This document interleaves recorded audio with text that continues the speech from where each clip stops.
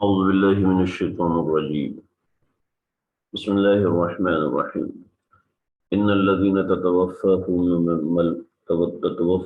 الملائكة ظالمي أنفسهم قالوا فيما كنتم قالوا كنا مستضعفين في الأرض قالوا ألم تكن أرض الله واسعة تهاجروا فيها فأولئك مأواهم جهنم وساءت مصيرا.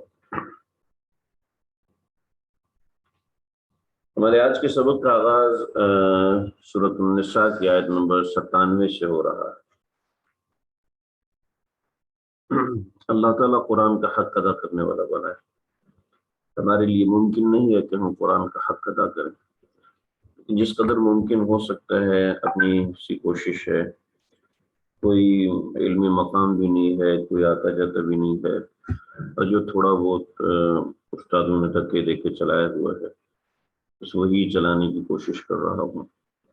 اللہ سے دعا ہے اللہ تعالیٰ اسی کو قبول فرما لے، ہماری نجات کا بخشش کا ذریعہ اسی کو بنا دے اللہ تعالیٰ۔ اگر نہ سچی بات تو یہ ہے کہ قرآن کھولنے کی بھی اوقات نہیں ہے۔ آپ لوگ جو پڑھ رہے ہیں، آپ لوگ ماشاءاللہ اپنی محنت کر رہے ہیں، کوشش کر رہے ہیں، یہ محنت اور کوشش اس کو جاری رکھیں، ساتھ ساتھ مسلسل رہنمائی لیتے رہیں، تو امید ہے کہ کچھ نہ کچھ قرآن کی فہم اور قرآن کی سمجھ اللہ تعالیٰ دینا شروع ہو جائیں گے، تو اس کا ذائقہ ہی الگ ہے، اس کا معاملہ ہی الگ ہے۔ ہمیں تو کوئی اتنا ذائقہ نہیں لگا ہوا، لیکن امید یہ ہے کہ آپ لوگ کوشش کریں گے، محنت کریں گے، اللہ سے مانگیں گے۔ ماشاءاللہ ہماری درس میں جڑے ہوئے بہت لوگ ایسے ہیں، ماشاءاللہ بہت نیکی میں آگے بڑھے ہوئے، کوشش اور محنت میں آگے بڑھے ہوئے۔ اللہ آپ سب کی کوششوں کو، کاوشوں کو شرف قبولیت سے نوازے۔ یہاں سے دیکھیں، میں نے ایک دفعہ ذکر کیا تھا کہ یہ جو میں عنوانات دیتا ہوں تو یہ عنوانات ضروری نہیں ہے کہ یہی عنوانات ہوں، اس کے علاوہ دوسرے عنوانات بھی ہو سکتے ہیں۔ جیسے حضرت تھانوی رحمۃ اللہ علیہ نے کچھ الگ عنوانات باندھے ہیں، حضرت مفتی شفیع صاحب نے کچھ الگ عنوانات باندھے ہیں، اسی طریقے سے ہر مفسر جس کو امت نے مفسر مانا ہے انہوں نے اپنے لحاظ سے عنوانات باندھے ہیں۔ تو میں یہ جو عنوانات آپ کے سامنے پیش کرتا ہوں اپنے اکابرین کی کتابوں سے ہی لے کر پیش کرتا ہوں، کہ قرآن مجید میں ہم اپنی رائے نہیں دے سکتے۔ البتہ یہ جو احکامات ہیں صرف سمجھ و فہم کے لیے ہیں، اپنی سمجھ کے لیے، اپنی فہم کے لیے۔ تو آپ لوگ جس بنیاد سے میں آپ کو لے کے چل رہا ہوں، کوشش کریں کہ اسی بنیاد کے اوپر چلیں، اس سے آگے پیچھے نہ ہٹیں، تو انشاءاللہ جب ایک بنیاد سمجھ میں آ جائے گی تو پھر آگے زندگی باقی ہے، تو انشاءاللہ مزید بھی سمجھ میں آئے گا۔ 7واں حکم سلطانی جو ہے وجوب ہجرت کے بارے میں۔ جب دین اسلام نیا نیا تھا تو اس وقت ہجرت کرنا فرض تھی، اور جو ہجرت نہیں کرتا تھا تو اس کو مسلمان ہی تصور نہیں کیا جاتا تھا۔ تو یہاں پر سمجھایا گیا ہے کہ انتظامی اعتبار سے سختی ہوتی ہے، انتظامی اعتبار سے مسلمانوں کے ذمہ ہے کہ وہ سختی کریں، مسلمان حاکم کی ذمہ داری ہے کہ وہ سختی کرے، کسی کے متاثر ہونے کی، کسی کے متنفر ہونے کی فکر نہ کرے۔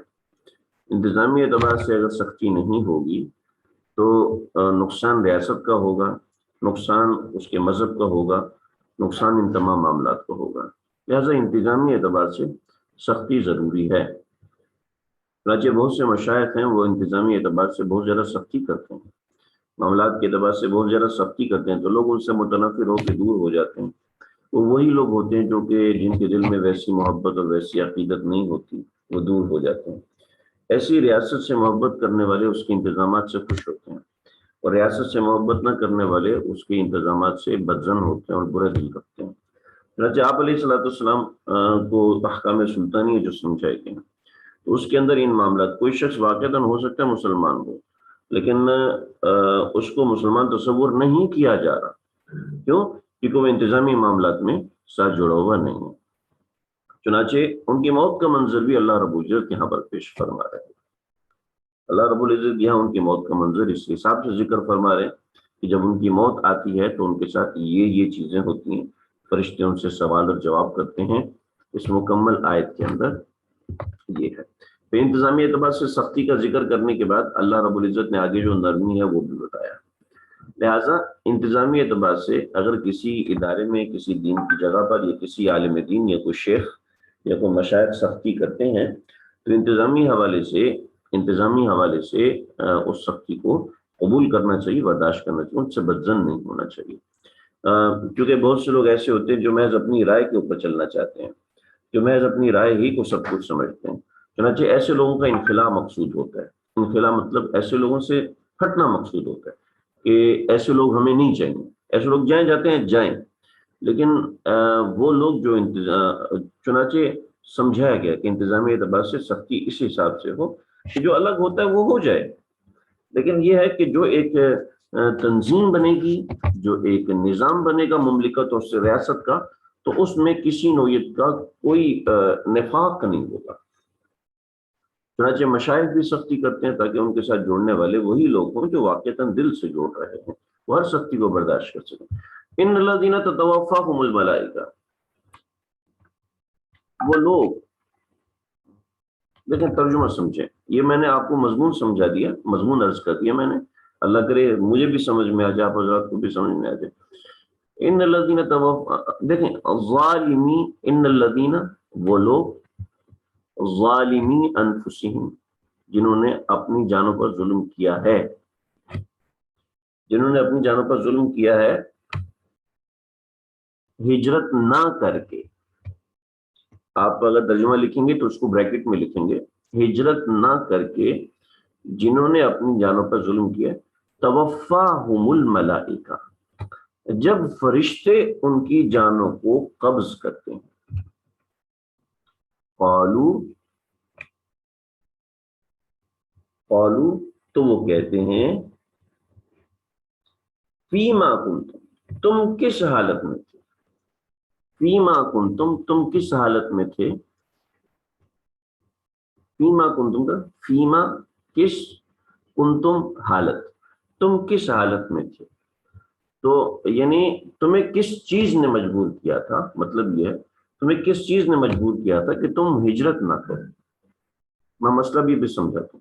قالو تو وہ کہیں گے، وہ کہتے ہیں کننا مستضعفین، ہم لوگ کمزور تھے، فی الارض اپنے علاقے میں، ہم لوگ اپنے علاقے میں کمزور تھے، لہٰذا ہم نے ظاہری طور پر اسلام اندرونی طور پر اسلام تو قبول کیا تھا، لیکن ہم نے اوپر سے ہجرت نہیں کی کہ ہمیں پکڑے نہ جائے. کننا مستضعفین فی الارض، ہم اپنے علاقے میں، ہم زمین میں کمزور تھے، یعنی ہم دوسری جگہ پر جا نہیں سکتے تھے، ہمارا کاروبار یہاں پر تھا، ہمارے معاملات یہاں پر تھے.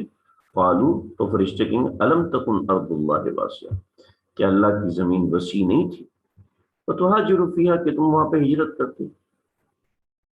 یعنی اللہ کی زمین وسیع تھی. الم تکن ارض اللہ واسعہ فاولئک مأواہم جہنم، بس یہی لوگ ہیں جن کا ٹھکانہ جہنم ہوگا.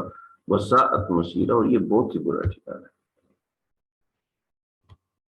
چنانچہ فتح مکہ کے بعد ہجرت بند ہو گئی، ہجرت کا حکم ختم ہو گیا.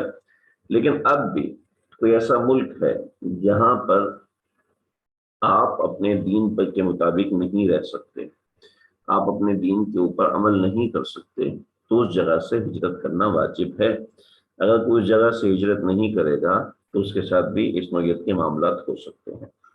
میرے علم کے مطابق دنیا میں اس وقت کوئی ایسا ملک نہیں ہے جہاں پر ریلیجیس کے اعتبار سے، دین کے اعتبار سے سختی کی جاتی ہو، کہ میرے علم کے مطابق ایسا کوئی بھی ملک نہیں ہے. لیکن بطور مثال کوئی ایسا ملک ہو کہ جہاں پر دین کے اعتبار سے سختی کی جاتی ہے کہ آپ کو یہاں پر رہنا ہے تو مسلمان بن کے نہیں رہ سکتے، آپ کو ہمارا دین ہی قبول کرنا ہے، تو وہاں سے ہجرت کرنا واجب ہے. اگر نہیں کرے گا تو اس کے اوپر کفر کا الزام بھی لاگو ہو سکتا ہے. لیکن یہ احتمالی بات ہے، کفر کا فتویٰ ایسے نہیں دیا جاتا، لہذا بات یہیں تک ہے، صرف سمجھانے کی حد تک ہے. تھوڑا سا آگے آئے. بات یہ ہے کہ کوئی ایسا ملک ہے جہاں پر رہ کر دین پر عمل کرنا بہت زیادہ مشکل ہے. وہاں پہ معاملات ایسے ہیں، مسائل ایسے ہیں، اگر ہم بچ جائیں گے تو ہماری نسل نہیں بچے گی. اس نوعیت کے معاملات پہنچے ہوئے ہیں تو بہتر یہ ہے کہ اس جگہ سے ہجرت کر لی جائے. اگر وہاں سے ہجرت نہیں کرے گا تو کافر نہیں کہلائے گا، لیکن اس کی آنے والی نسلیں کافر ہو جائیں گی، اس کی آنے والی نسلیں کسی نہ کسی حد تک کفر میں مبتلا ہونے کا اندیشہ ہے. لہٰذا ایک اور روایت میں نے علامہ ابن کثیر میں پڑھی تھی کہ جس جگہ پر دارالکفر ہو اور وہ کفر کا غلبہ اس قدر ہو کہ وہ مسلمانوں پر اثر انداز ہوتا ہوا نظر آ رہا ہو، روایت کا مفہوم ہے، تو اگر وہ شخص وہاں سے ہجرت نہ کرے تو آپ صلی اللہ علیہ وسلم نے فرمایا میں اس کے دین کا ذمہ دار نہیں ہوں، میں اس کے دین سے بری الذمہ ہوں. یعنی اب مجھے نہیں پتا کہ وہ بچے گا یا نہیں بچے گا، اس کا ایمان بچے گا یا نہیں بچے گا.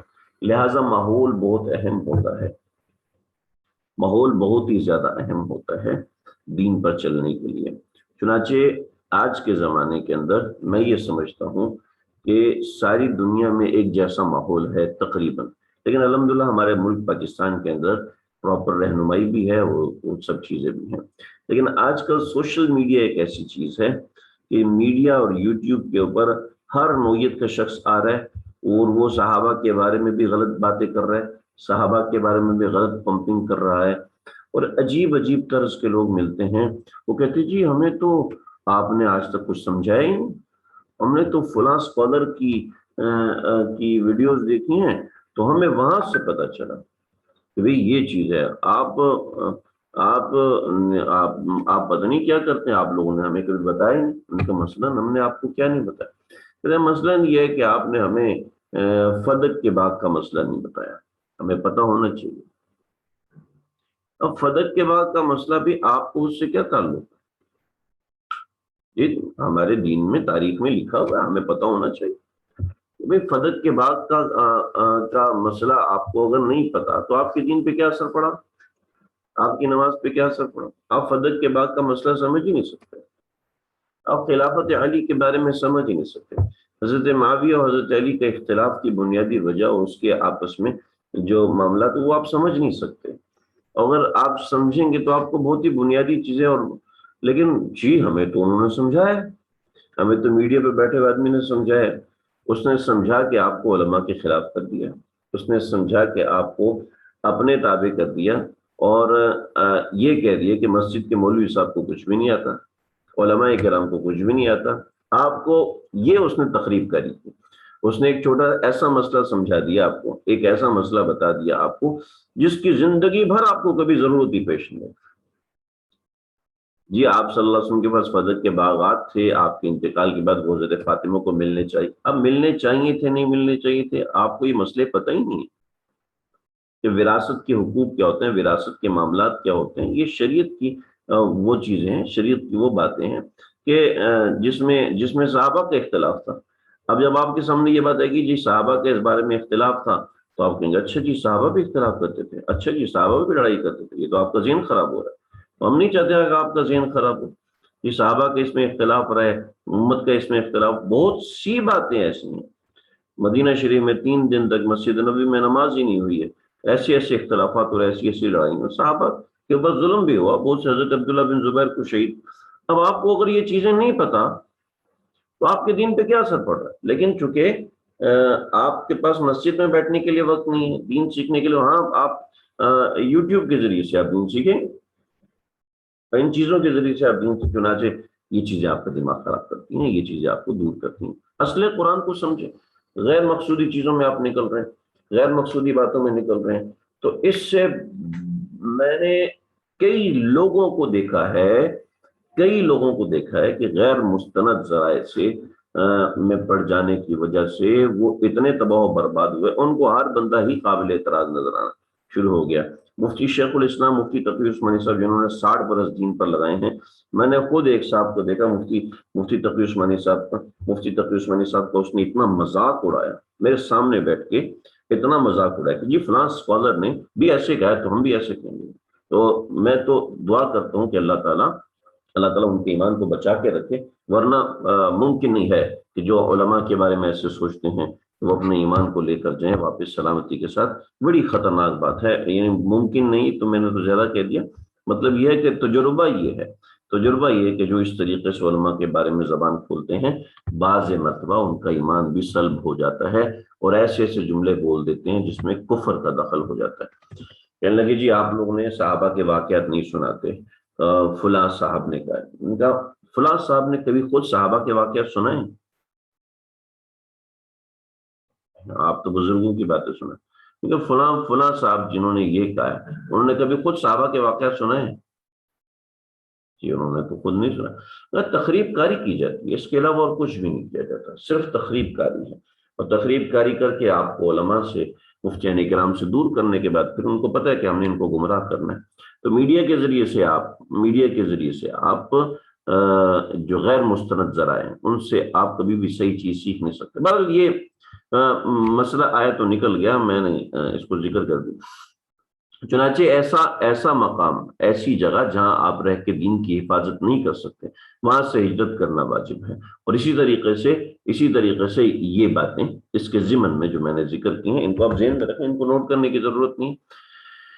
ہاں اصل میں مجھے 2-3 دھچکے لگے ہیں پچھلے 4-5 دنوں کے اندر کچھ ایسے لوگوں سے، تو میرے بیانات میں بھی یہی چیز آ رہی ہیں، یہاں پر بھی یہ بات آ گئی. بہرحال اس کو نوٹ نہیں کریں، اس کو بس اتنا سمجھیں. البتہ اللہ نے رخصت دی ہے، دیکھیں ہر بندہ ہجرت نہیں کر سکتا، کوئی بات نہیں. رخصت الا المستضعفین من الرجال والنساء، مستضعفین جو ضعیف لوگ ہیں، من الرجال مردوں میں سے، والنساء عورتوں میں سے، والولدان بچوں میں سے، لا یستطیعون حیلۃ ان کے لیے نکلنے کا کوئی راستہ نہیں، ولا یہتدون سبیلا اور نہ ہی وہ کوئی نکلنے کا راستہ پاتے ہیں. جب وہ نکلنے کا راستہ نہیں پاتے تو فَأُولَٰئِکَ تو ایسے لوگ ہیں، عَسَى اللَّهُ امید ہے کہ اللہ تعالیٰ ان یعفو عنہم اللہ ان کو معاف فرما دے گا. وَكَانَ اللَّهُ عَفُوًّا غَفُورًا اور اللہ تعالیٰ بہت معاف کرنے والے اور بہت، اللہ رب العزت بڑے معاف کرنے والے اور بہت زیادہ بخشنے والے. لیکن جو ہجرت کر سکتا ہے اس کو چاہیے کہ ایسی جگہوں سے ہجرت کرے. وَمَن يُهَاجِرْ فِي سَبِيلِ اللَّهِ چنانچہ جو شخص ہجرت کرتا ہے، يَجِدْ فِي الْأَرْضِ مُرَاغَمًا كَثِيرًا وَسَعًا، چنانچہ جو شخص ہجرت، دیکھیں ہجرت کرنا آسان نہیں ہوتا. ایک شخص ہے پاکستان میں رہتا ہے، پاکستان میں رہتا ہے، اس کے ابا بھی یہاں رہتے تھے، اماں بھی یہاں رہتے تھے. اچانک اس کو یہاں سے جانا پڑ گیا، ٹھیک ہے، اچانک اس کو پاکستان چھوڑنا پڑ گیا. اللہ ہمارے ملک کی حفاظت فرمائے، خانہ جنگی ہو گئی اور کفر کا غلبہ ہو گیا، اب اس کو یہاں سے جانا پڑ گیا. چنانچہ اب وہ پاکستان سے باہر جاتا ہے، پاکستان سے باہر جائے گا تو وہاں اس کو کوئی جانتا نہیں، اس کی کوئی اوقات نہیں. چنانچہ جو لوگ پاکستان سے باہر گئے ہیں ان کے شروع کے 3 سے 5 مہینے کا وقت پوچھ لیں، انتہائی کٹھن، انتہائی تکلیف میں ان کا اوقات گزرتے ہیں. چنانچہ ہجرت کرنا، اپنے وطن کو چھوڑ کے دوسری جگہ پہ جانا، یہ کوئی آسان کام نہیں ہوتا. چنانچہ اللہ رب العزت ترغیب دے رہے ہیں، ارے جب تم اللہ کے راستے میں، وَمَن يُهَاجِرْ فِي سَبِيلِ اللَّهِ جو اللہ کے راستے میں ہجرت کرتا ہے تو کیا ہے، یجد فی الارض مراغما کثیرۃ وسعا، وہ زمین میں بہت بڑی جگہ پائے گا. مراغمن کثیرہ بہت جگہ پائے گا زمین میں، وسع اور گنجائش پائے گا. مراغمن کثیروں وسع، زمین میں بہت بڑی جگہ پائے گا. جو اللہ کے راستے میں ایک دفعہ نکلے اللہ اس کو بہت بڑی جگہ دیں گے، اس کی فکر نہ کریے، اللہ کا ایک لحاظ سے وعدہ. وسع اور بہت گنجائشیں اس کو ملیں گی، اس کو بھی کچھ نظر نہیں آ رہا کہ مجھے کچھ نہیں ملنے والا یہاں سے، لیکن اللہ اس کو راستہ دیں گے. وَمَن يَخْرُجْ مِن بَيْتِهِ مُهَاجِرًا إِلَى اللَّهِ اور جو اللہ کے راستے میں ہجرت کر کے نکلتا ہے اور اس کے رسول کے راستے، ثم يدركه الموت لیکن اس کو راستے میں موت آ جاتی ہے، فقد وقع اجره على الله تو اس کا اجر اللہ کے اوپر ہو گیا. فوقع اجره على الله اس کا اجر اللہ کے پاس ہو گیا، اس کا اجر اللہ کے پاس طے ہو گیا. وكان الله غفورا رحيما اور اللہ تعالیٰ بہت بخشنے والے اور بڑے مہربان. ٹھیک ہے جی، جو ہجرت کرے گا اس کے لیے اللہ تعالیٰ نے یہ راستہ کھولا. پیچھے حکم جہاد کا چل رہا تھا، آسان ہے، میں تھوڑا سا آگے بڑھ رہا ہوں. آپ اس کو سمجھے، 2 قسم کے حکم احکام سلطانی کے اندر. مسلمانوں کا سلطان ہے، اب دشمن کھڑا ہوا ہے اور ہم بھی مقابلے میں کھڑے ہوئے ہیں. ٹھیک ہے جی، بارڈر کے اوپر ہیں، دشمن اس طرف کھڑا ہوا ہے، ہم اس طرف کھڑے ہوئے ہیں، بہت خطرناک خطرہ ہے کہ کسی بھی وقت دشمن اٹیک کر دے گا، تو اب کیا کریں؟ نماز کا وقت، اب سلطان کو حکم دیا گیا. اچھا یہ آج کے سلطان نہیں مراد یہاں پر، ٹھیک ہے، ہاں آج کے سلطان بھی ہو سکتے ہیں اگر وہ ہر مشکل وقت میں مسلمانوں کے ساتھ کھڑے ہو، جیسے کہ ابھی طالبان نے جو وزیر اعلیٰ اور جو بڑے ہیں ان کے گھروں کے آگے سے دیواریں توڑوا دی، دیواریں ختم کروا دی، دیواریں ہٹوا دی انہوں نے، اور دیواریں ہٹوا دیں اس لیے تاکہ لوگ جو ہے وہ براہ راست امیر المومنین کے گھر آ سکیں، لوگ براہ راست امیر المومنین سے رابطہ کر سکیں.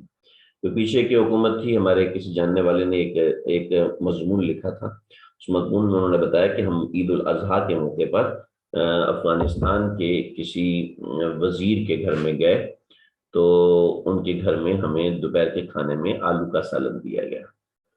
ہم حیران ہوئے کہ آج بقرعید کا دن ہے، آج تو غریب لوگ بھی گوشت پکاتے ہیں، یعنی لوگ مجھے منسٹر سمجھتے ہیں تو اس وجہ سے کوئی مجھے گوشت دیتا نہیں ہے، اور میرے پاس خود اتنی وسعت نہیں ہے کہ میں کوئی جانور کو ذبح کر سکوں، اور میرے پاس جانور ہے نہیں، جب ہے نہیں تو میرے پر قربانی بھی واجب نہیں ہے، اور لوگ مجھے چونکہ سمجھتے ہیں کہ میں منسٹر ہوں تو مجھے کوئی گوشت دیتا نہیں. اشتیاق احمد مرحوم نے لکھا ہے، اشتیاق احمد مرحوم میں نے ان کا مضمون پڑھا تھا. تو بہرحال یہ پہلے حکمرانوں میں ہوتا تھا، پہلے حکمران خود میدان جنگ میں کھڑے ہوتے تھے. آج کل تو ظاہر بات ہے فوجیں ہیں اور حکمران تو کبھی آ سکتے ہی نہیں ہیں میدان جنگ کے اندر، وہ تو امن کے اندر باہر نہیں نکلتے ہوئے پریشان ہوتے ہیں. تو بہرحال جب مسلمانوں کا امیر ہے تو اب امیر ہی کے پیچھے لوگ نماز پڑھا کرتے تھے. آج کل کے عمرا کو تو نماز آتی بھی نہیں ہے، عام طور پہ یہی دیکھا گیا، اللہ کرے آتی ہو، میں کوئی نہیں کہتا، لیکن آج کل کے عمرا ظاہر بات ہے نماز پڑھانے کے قابل نہیں ہوتے، نہ ہی وہ نماز پڑھاتے ہیں، لیکن پہلے امیر کے پیچھے نماز پڑھی جاتی تھی، اور عام طور پہ سب لوگ امیر کے پیچھے ہی نماز پڑھنا چاہتے ہیں. تو اب وہ لوگ چاہتے تھے کہ ہم امیر کے پیچھے نماز پڑھیں، تو اس کا طریقہ یہ ہوتا تھا کہ نمبر ایک، آپ سفر میں ہیں یا آپ سفر میں نہیں ہیں، بطور مثال دوسرے ملک گئے ہوئے ہیں یا دوسرے شہر میں گئے ہوئے ہیں، وہاں کی سرحدوں کی نگرانی پر ہیں، ایک تو یہ. نمبر دو، آپ اپنے ملک کے اندر ہیں، اپنے شہر کے اندر ہی ہیں، آپ مسافر نہیں ہیں. جب آپ مسافر نہیں ہیں تو آپ پوری نماز پڑھیں گے، لیکن عام طور پہ یہ ہوتا ہے کہ بارڈر کے اوپر ہیں، دشمن اس طرف کھڑا ہوا ہے. میں اس سچویشن کو واضح کر رہا ہوں تاکہ آپ کو مسئلہ سمجھ میں آئے، کیونکہ میں بھی صلاۃ خوف کو جنگ کے دوران کی نماز سمجھ رہا تھا، ایک زمانے تک میں ایسے ہی سمجھتا رہا ہوں، جنگ کے دوران نہیں بلکہ جنگ ہونے سے پہلے یہ خطرہ دشمن اس طرف ہے اور ہم ادھر ہیں. ٹھیک ہے، اب ایک امیر نماز پڑھائے گا تو ایسا کریں کہ یہاں سے جو فوج بارڈر پہ لگی ہوئی ہے، مسلمانوں کے شہر کی حفاظت کر رہی ہے، امیر یہاں پہ کھڑا ہو، آدھی فوج آئے، ایک رکعت نماز پڑھے، ایک رکعت نماز پڑھے گی، اور ایک رکعت نماز مکمل 2 سجدوں پہ ہوگی، 2 سجدے کر کے امام بیٹھ جائے گا اور یہ ٹرپنگ چلا جائے گا، اور بقیہ لوگ آ جائیں گے، بقیہ لوگ آ کر امام کے پیچھے کھڑے ہو کے ایک رکعت پڑھیں گے، اور ایک رکعت پڑھنے کے بعد یہ لوگ واپس جا کے دوبارہ ادھر کھڑے ہو جائیں گے، اور پھر پہلے والے آئیں گے، امام سلام پھیر چکا ہوگا تو یہ بقیہ ایک رکعت پوری کریں گے، یہ سلام پھیر کے چلے جائیں گے تو بقیہ دوسری رکعت پوری کریں گے. ٹھیک ہے جی، تو اس طریقے سے صلاۃ خوف کا ایک طریقہ ہے. صلاۃ خوف کے اور طریقے بھی ہیں، تو یہاں پر جو قرآن مجید میں لکھا ہے وہ ایک طریقہ ہے. قرآن مجید میں جو لکھا ہے وہ اس لیے لکھا ہے کہ سب لوگ صرف نبی اکرم صلی اللہ علیہ وسلم کے پیچھے نماز پڑھنا چاہتے تھے. آپ صلی اللہ علیہ وسلم کی موجودگی میں کوئی دوسرا کبھی بھی نماز نہیں، کسی دوسرے کے پیچھے کوئی صحابی نماز پڑھنا پسند نہیں کرتا. چنانچہ ایسا کوئی امیر ہے جس کے بارے میں کہ صلاۃ خلف تقی عالم، صلاۃ خلف تقی عالم کا صلاۃ خلف النبی، کہ کسی نے اگر کسی متقی عالم کے پیچھے نماز پڑھی ہے، حدیث میں آتا ہے، تو وہ ایسا ہے جیسا کہ اس نے پیغمبر کے پیچھے نماز پڑھی. تو چنانچہ کوئی شخص ایسا ہے کہ اس کو کسی عالم دین سے ایسی عقیدت و محبت ہے کہ وہ ایسا سمجھتا ہے کہ یہ نیک ہوگا، ایسا ویسا ہوگا، چنانچہ وہ اسی کے پیچھے نماز پڑھتا ہے. جب اسی کے پیچھے نماز پڑھتا ہے تو پھر یہ معاملہ ہے. تو وہ چاہتا ہے کہ میں اسی کے پیچھے نماز پڑھوں. جب اسی کے پیچھے نماز پڑھنا چاہتا ہے تو پھر یہ طریقہ کار ہوگا. تو یہ طریقہ کار ہے نا اس نماز کا جو کہ یہاں پر ذکر ہے. اذا ضربتم فی الارض، جب تم زمین میں چلو، فلیس علیکم جناح، تو تمہارے اوپر کوئی گناہ نہیں، ان تقصروا من الصلاۃ، کہ تم نماز کو قصر کرو. یہ قصر نماز کا ہوگا. وَإِنْ خِفْتُمْ أَنْ يَفْتِنَكُمْ الَّذِينَ كَفَرُوا، اگر تم کو ڈر لگے کہ أَنْ يَفْتِنَكُمُ الَّذِينَ كَفَرُوا، کہ کفار تم کو فتنے میں، آزمائش میں، تکلیف میں مبتلا کریں گے. ان الکافرین کانوا لکم عدوا مبینا، کہ کافر لوگ تمہارے کھلے دشمن ہیں. یہ بات ذہن میں رکھنا، کفار کھلے دشمن. جو میں نے بات بتائی ساری تفصیل اس میں لکھی ہوئی ہے، آپ اس کا اسکرین شاٹ لے لیجئے گا اور اس کو خاص طور پہ پڑھ لیجئے گا. جو ضروری بات ہو اس میں سے آپ لوگ نوٹ کر لیجئے گا. میں نے خاص طور پہ آپ اس کو لکھا ہے سارے کو. میں یہ لکھا ہے میں نے مولانا عاشق الہی صاحب رحمۃ اللہ علیہ کی تفسیر ہے، اس تفسیر میں سے میں نے اس کو نوٹ کیا ہے. آپ حوالے کے طور پہ ذہن میں مولانا عاشق الہی صاحب کی تفسیر ہے، کس نام سے ہے میرے ذہن میں ابھی نام نکل گیا. تو یہ اس میں ہے، اس کو آپ اسکرین شاٹ لے کے اپنے پاس نوٹ کر لیجئے گا. جو ضروری بات ہے اس کو لکھ بھی لیجئے گا. ساری بات لکھنا ضروری نہیں ہے، آگے آئیں گے.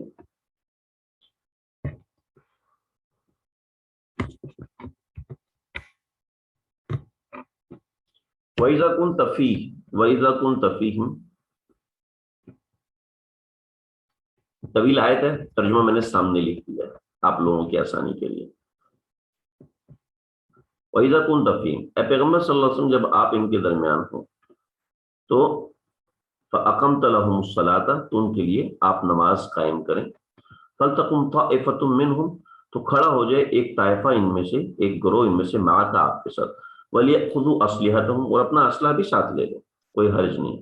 فَإِذَا سَجَدُوا، جب وہ سجدہ کریں، یعنی 2 سجدے کر چکے ہوں، فَلْيَكُونُوا مِن وَرَائِكُمْ، تو یہ آپ کے پیچھے ہو جائیں. وَلْتَأْتِ طَائِفَةٌ أُخْرَىٰ، اور دوسرا طائفہ آ جائے، دوسرا گروہ آ جائے، لَمْ يُصَلُّوا، جنہوں نے نماز نہ پڑھی ہو، فَلْيُصَلُّوا مَعَكَ، اور وہ آپ کے ساتھ نماز پڑھیں.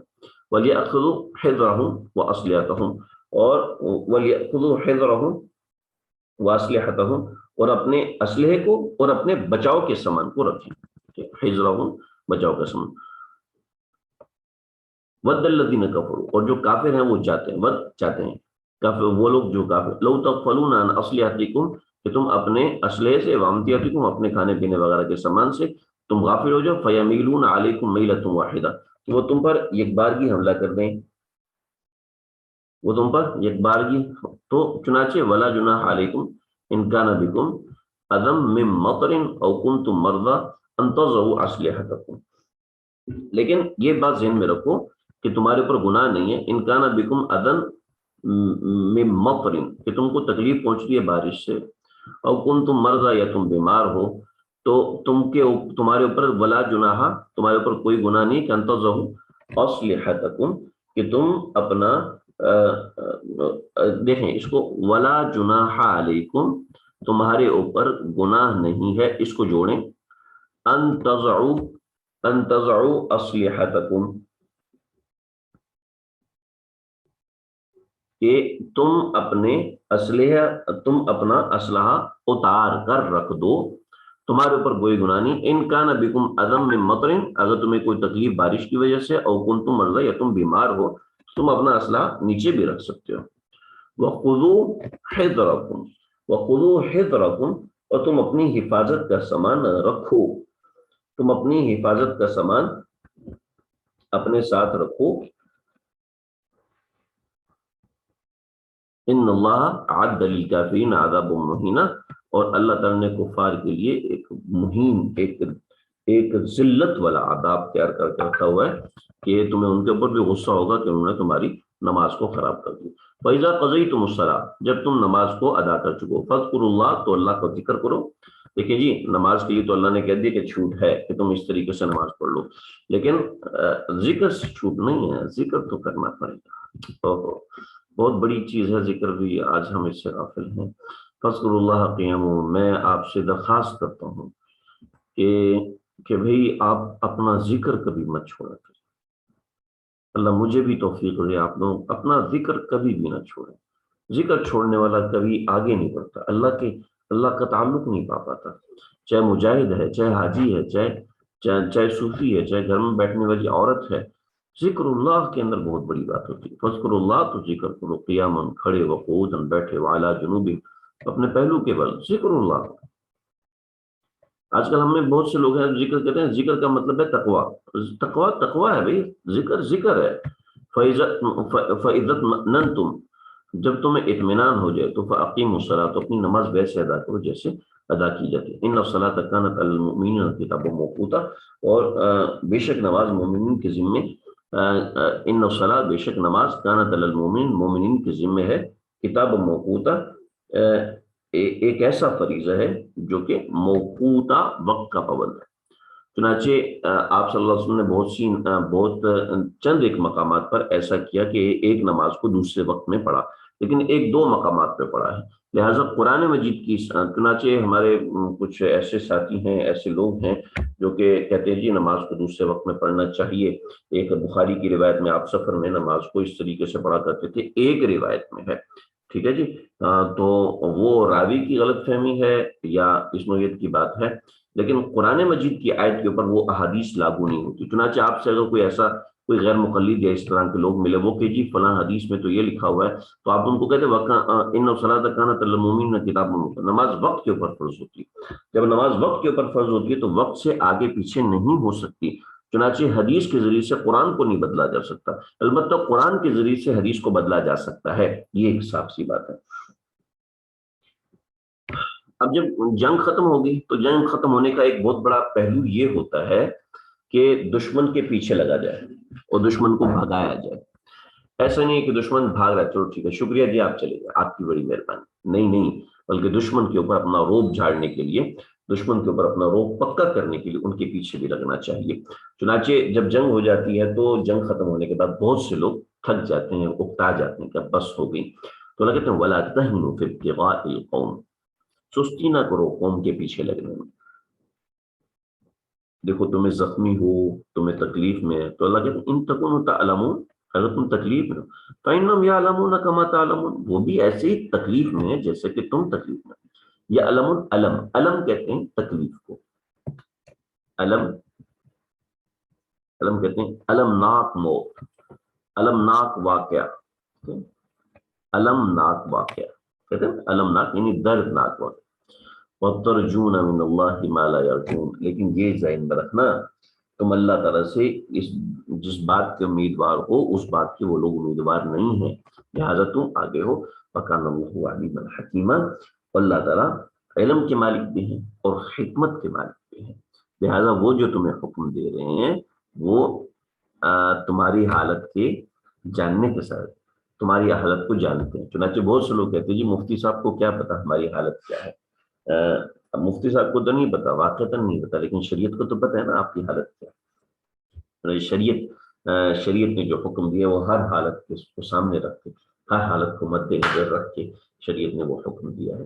لہٰذا اللہ رب العزت علیم بھی ہیں اور حکیم بھی ہیں، حکمت کے ساتھ ہیں۔ اللہ مجھے آپ کو، اللہ ہم سب کو سمجھنے کی اور عمل کرنے کی توفیق عطا فرمائے۔ آپ اپنے کام کو مکمل کیجئے۔ میں نے کل بھی آپ حضرات کو رخصت دی تھی، کیونکہ چند حضرات ایسے تھے جنہوں نے کہا تھا ہم نے کام نہیں کیا، تو میں تھوڑا وقت دے رہا ہوں۔ ہم اس 5ویں پارے کا ٹیسٹ میں 2 سے 3 ٹیسٹ لوں گا، ایک اکیلا ٹیسٹ نہیں لوں گا، 2 سے 3 ٹیسٹ لوں گا تاکہ اس کو اچھے سے، اس میں جو احکامات ہیں، کیونکہ ٹیسٹ کے بغیر موٹیویشن بنتا نہیں ہے۔ میری مصروفیات بہت زیادہ تھی، میں پچھلے پارے کا ٹیسٹ نہیں لے سکا، لیکن اس دفعہ میں ابھی سے تیاری کر رہا ہوں تاکہ مجھے پتہ چلے میں پڑھا رہا ہوں تو کتنا آگے بڑھ رہا ہے۔